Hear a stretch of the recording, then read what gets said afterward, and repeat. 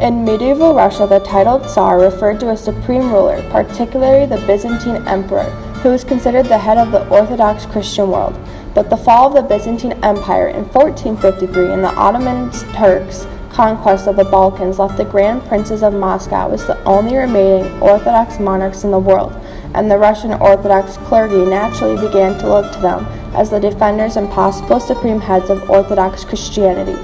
Claims were put forth that Moscow would become the third Rome in succession to Constantinople, now Istanbul, and Rome itself.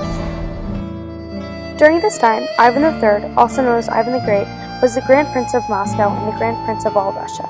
During his reign, the Russian state gained independence from the Mongol Tatars, finally ending 200 years of their rule. Ivan also made Moscow the center of Russia's world by considerably expanding its borders. He conquered and annexed the Novgorod Kingdom in 1478. He acquired northern Russia from Lapland to the Ural Mountains, and he also expanded his rule by conquest, purchasing surrounding land, or by diplomatically forcing weaker princes to alliance. In two wars in 1492 and 1500, Ivan III forced the King of Poland and the ruler of Lithuania, Alexander I, to give up many towns. Throughout his rule, Ivan III tripled his territory or estate and is known as the gatherer of Russia's land. He succeeded in making Moscow the center of Russia's power, and in doing so he earned himself the title the Great. Ivan died on October 27, 1505, and was succeeded by his son Vasily II. Ivan the Terrible, or Ivan IV, was the first Tsar of all Russia. During his reign, Ivan acquired vast amounts of land through ruthless means, creating a centrally controlled government imposed by military dominance. Ivan created absolutism and increased Russia's size and power. He was a very harsh leader and would control his people as if they were prisoners. After his death of his first wife, he became erratic and uncontrollable. Many believed him to have been mentally ill. One of his violent outbursts was perhaps the reason for his son's death. When Ivan the Terrible died, he left the country in disarray, with a deep political and social scars. Russia would not emerge from the chaos until the reign of Peter the Great, more than a century later.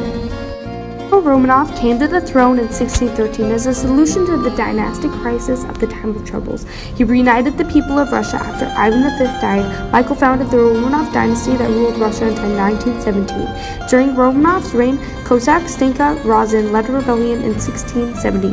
He killed government officials and landlords using armies of peasants. He attempted to claim freedom from the oppression.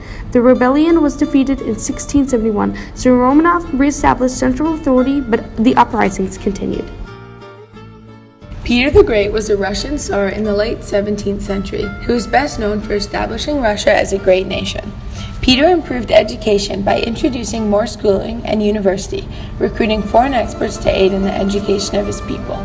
His focus was on science and technological advancements. He also further developed commerce and industry and made improvements for the bourgeoisie population. He was intrigued by Western culture and ideas and attempted to improve Russia by following the example of the Dutch and the English. He modernized the Russian alphabet, introduced the Julian calendar, and established the first Russian newspaper. Peter also created drastic change in Russia's government, creating innovative change in Russia's foreign policy and appointing a Senate to regulate all administration. A military-civilian bureaucracy system that interlocked was also established, with 14 ranks. Citizens started at the bottom and worked their way to the top. Service requirements for commoners were increased along with taxes. Through wars with Turkey, Peter secured access to the Black Sea. He acquired land in Estonia, Latvia, and Finland. In 1701, he was defeated at war with Sweden. This motivated him to strengthen his armies and increase state power. All nobles had to serve in the army or his civil administration for life.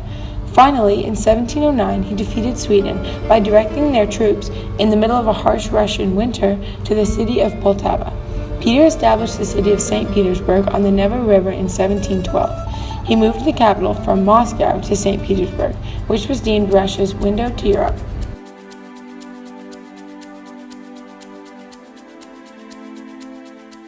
St. Petersburg is quite simply one of the most beautiful cities in the world.